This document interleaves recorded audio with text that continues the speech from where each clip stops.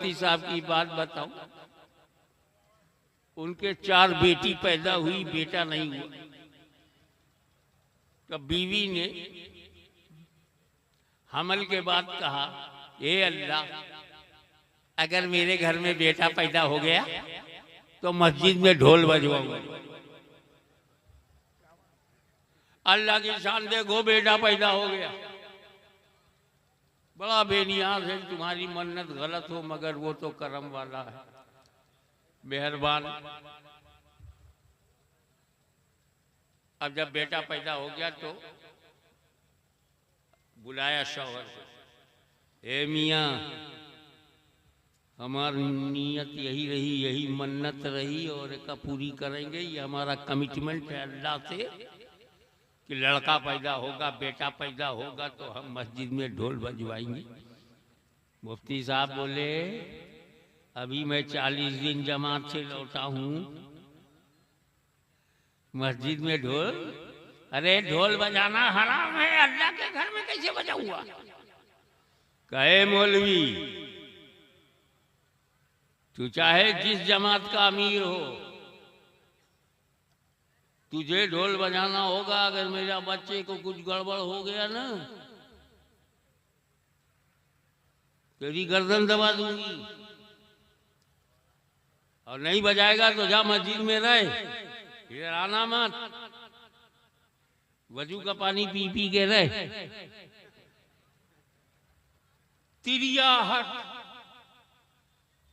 वो कहा, भैया गनीमत है, ये अजीब औरत ढोल बजवा रही है, कम से कम उससे तो बेहतर है जो 14 साल के लिए वनवास नहीं करा रही है। घबराए हुए आए, ढोल मस्जिद में, मेरी इमामत का क्या होगा? सहारनपुर को क्या जवाब दूंगा? मरकज से पेमेंट रुक गया तो घबराहट बढ़ गई। अब जुमे का दिन है, इमाम साहब गर्दन में ढोल लटकाए मस्जिद में दाखिल हुए। नमाजियों ने देखा, ये क्या रूप है? मौलाना गले में ढोल, बीवी का खौफ। सुन्नी होता तो बीवी से ज्यादा अल्लाह से डरता, अल्लाह से ज्यादा बीवी से डरता। गले में ढोल लटकी हुई है, पब्लिक देख रही, सब हैरत में। मिंबर पर खड़ा हो गया, चालाकी देखो, बोले, आज मैं तुमको सिर्फ ज़बानी फतवा नहीं दूंगा, प्रैक्टिकल फतवा। बागी ने पूछा, प्रैक्टिकल फतवा कैसा? कहा, देखो ये ढोल है गले में, ये ढोल है, इधर से बजाओ तो हराम, इधर से बजाओ तो हराम, दोनों को साथ साथ बजाओ तो हराम। ढोल बज गई, मन्नत उतर गई। गले से उतार के कहा, ये शैतान का डब्बा है, इसे तोड़ दो। सारे नमाजी खुश हुए कि आज प्रैक्टिकल फतवा लिया है। और बीवी से कहा, जा, मैंने ढोल बजा दिया। खैर ये तो वहाबी था, मगर उसने जो मन्नत मानी वो सहाबी था। मोहब्बत में, जोश अकीदत में, जन्नत पसंदी में, आई विल किस द डोर ऑफ पैराडाइज। अब जब होश आया कि मुराद पूरी हो गई, चूमू कैसे? तो हर मर्ज की दवा है सल्ले अला मोहम्मद। सीधे नबी करीम के पास गए, या रसूल अल्लाह, मैंने ये मन्नत मानी थी कि अगर मेरा ये काम हो गया तो मैं जन्नत का ऊपरी और नीचे की चौखट चूमूंगा। अब सरकार जन्नत है कहाँ, उसका दरवाजा कहाँ, मैं जन्नत जाऊं कैसे, चूमू कैसे, आप ये जन्नत में पहुंचा दो ताकि मैं मन्नत पूरी कर लूं। सरकार ने पूछा क्या तेरे माँ बाप हैं? कहा अल्हम्दुलिल्लाह मेरा बाप भी है, मेरी माँ भी है। सरकार ने कहा तेरा काम हो गया, घर जा अपने बाप का माथा चूम ले और अपनी माँ का कदम चूम ले, जन्नत का दरवाजा चूम लिया। ये है माँ बाप। एक और साहबी का मामला है, आखिरी वक्त है, जबकि कुरान में है कुल्लन वादल्लाहुल हुस्ना, अल्लाह ने सारे सहाबियों से जन्नत का वादा कर लिया। कुल्लन, कुल का कुल, एवरीवन, ऑल सहाबा, विदाउट एनी एग्जेम्पशन।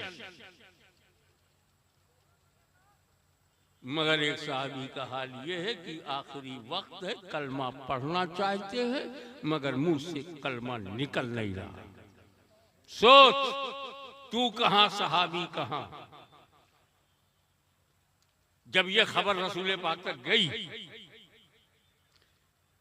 एक बंदा है जो आखिरी वक्त है, कलमा पढ़ना चाहता है, मुंह से कलमा नहीं निकल रहा है, तो रसूल पाक ने पूछा क्या इसके माँ बाप हैं? जवाब दिया रसूलुल्लाह बाप नहीं है मगर माँ है। का बुलाओ माँ को। माँ को बुलाया। सरकार ने पूछा क्या तू अपने बेटे से नाराज है? कहा या रसूलुल्लाह मैं बहुत नाराज, मैं बहुत नाराज हूं अपने बेटे से, तो माफ कर दो। आप हुक्म देंगे तो मैं जबान से माफ कर दूंगी, मगर बात जो दिल की है, ये हमेशा अपनी बीवी को मुझ पे तरजीह देता। ऑलवेज ही before his wife then me. हमेशा ये प्राथमिकता देता था बीवी को, उसकी बात मानता था, मोहल्ले वालों की बात मानता था, मुझे नहीं मानता था, मेरी बातों को रद्द करता था, मुझे बहुत दुख देता था।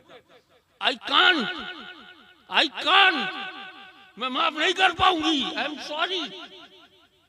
हुजूर सल्लल्लाहु अलैहि वसल्लम ने फरमाया जाओ लकड़ियां ले आओ। लकड़ियां आ गई, आग लगा दो लकड़ी में, लगा दी गई। सरकार फरमाए तो कुछ टाइम लगता।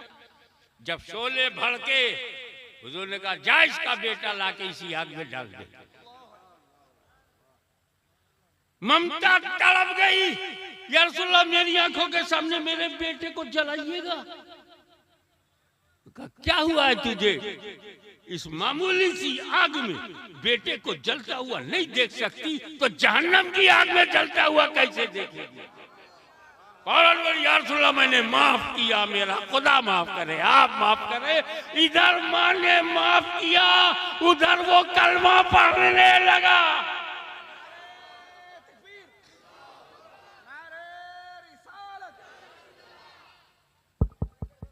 हल्के में मत लेना माँ बाप को। आज दुनिया में हम जो हैं, हजरत मन्नानी मियां साहब जो हैं, खतीबे दक्कन जो हैं, शहजादे शोएबुल औलिया जो भी हैं, ये सब अपने माँ बाप की वजह से पैदा हुए, तब ये हुए वो हुए। कोई मुहद्दिस आजम हुआ, कोई मुजद्दिद आजम हुआ, कोई मुफ्ती आजम हुआ, कोई फकीह आजम हुआ, लेकिन ये माँ बाप के पैदा होने के बाद कोई इंजीनियर बना, कोई डॉक्टर बना, कोई किसान बना, कोई कारोबारी बना, कोई बिजनेसमैन बना, कोई एमएलए बना, कोई एमपी बना, कोई प्रमुख बना, कोई प्रधान बना। अरे कब बने? जब पैदा हुए। तो बीवी से नहीं पैदा हुए हो, माँ बाप से पैदा हुए हो। तो बीवियां तो दर्जनों मिलेंगी, अम्मा नहीं मिलेंगी। नारे तकबीर, नारे रिसालत, हुजूर गाज़ी मिल्लत, अज़मत वालिदैन कॉन्फ्रेंस।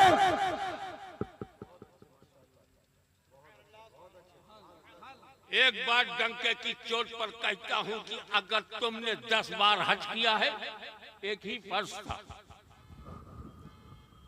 अगर तुमने रमजान के 30 रोजे रखे हैं, उससे ज्यादा रखे हैं, हालांकि 30 ही एक ही महीना पड़ता, हजारों रोजे, 10 हज, 40-50 साल की नमाज, नोट कर ले, तेरी 40 साल की मुसलसल नमाज, तेरा 40 बरस का रोजा महशर में काम नहीं आएगा। नौजवानों, अगर तेरे माँ बाप नाराज है, अंदाजा लगा, अल्लाह ने अपनी जात के बाद माँ बाप की जात का जिक्र करके बताया कि ये तेरी माँ, इसे हल्के में मत ले, ये औरत ही नहीं है, इसने बलिदान, कुर्बानी, तकलीफें, मुसीबतें एक दिन नहीं, एक हफ्ता नहीं, एक महीना नहीं, 9 महीने तक तुझे झेलती रही। आज तू बीवी को पाकर मस्त हो गया, कोई बात नहीं, लेकिन फिर भी मामा है। हाशमी ये नहीं कहता कि बीवियां मोहब्बत नहीं करती, मैं बीवियों की मोहब्बत से इनकार नहीं करता, लेकिन इतनी बात तो सोच, बीवी ने तुझसे तब मोहब्बत किया जब तू भी जवान, वो भी जवान। बीवी ने तब मोहब्बत किया जब तूने खाने के लिए रोटी, रहने के लिए घर और पहनने के लिए कपड़ा दिया। तब बीवी ने तुझसे मोहब्बत तब किया जब तूने उनके लिए जेवरात बनाए, दागीना बनाया, सोना चांदी लाके दिया। तब लेकिन माँ ने तुझसे मोहब्बत तब किया है जब पैदा होके तू हिल नहीं सकता था, बोल नहीं सकता था, एक बेकार टुकड़ा था, उसे गले से जो लगाए उसे माँ कहते हैं, और जो मर्द से काम चलाए उसे बीवी कहते हैं। नारे तकबीर, नारे रिसालत, अज़मते वालिदैन। एक बात और बता दूं, एक साहबी रसूल जवान हुजूर सल्लल्लाहु अलैहि वसल्लम के पास आए, या रसूल अल्लाह, मेरे अब्बा की एक आदत है, मैं परेशान हूं। सब जो अपने दिल की बात थी सरकार को खोल के बता देते थे। या रसूल अल्लाह, मेरे अब्बा की आदत ये है, जब कभी आते हैं घर में मेरी पॉकेट में हाथ डालते हैं, जितना चाहते हैं रुपया निकाल लेते बिना इजाजत, विदाउट परमिशन, और ये अक्सर करते रहते हैं। वो कहते हैं ना, मैं फेड अप हो गया, और जो बंबई से कनेक्टेड है उन्हें मालूम होगा मैं कंटाल गया।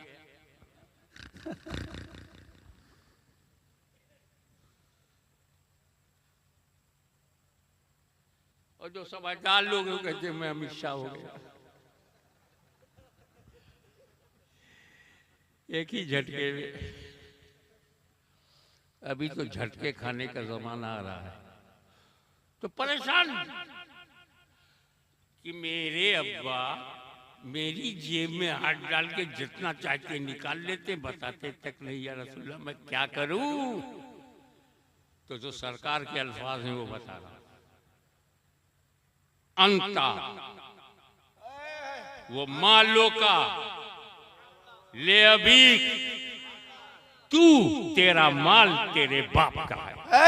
सुभान अल्लाह। तो हर बेटा बाप की प्रॉपर्टी है।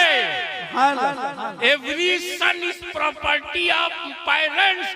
माँ बाप तेरे मालिक है, तू उनकी मिल्कियत है।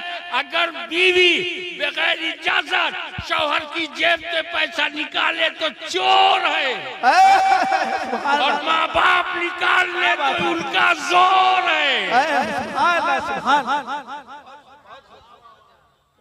इसलिए अज़मत वालिदैन कॉन्फ्रेंस किया जा रहा है, ताकि पटा लो अपनी अम्मा को, अपने वालिद को, राजी खुदा रसूल हो जाए।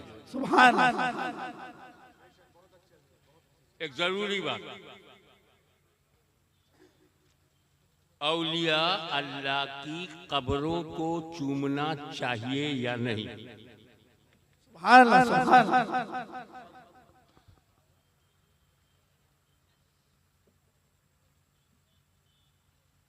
ज्यादातर फुकहा का इरशाद गिरामी, जिसमें हमारे इमाम अहले सुन्नत भी शामिल हैं, इमाम अहमद रज़ा, सुभान अल्लाह। मुहद्दिस बरेलवी भी इसमें शामिल हैं, कि 4 फीट 5 फीट दूर खड़े रहो, हाथ बांधे रहो, अदब से रहो, अपना होंठ देखो, काका होठवा से गुजरा,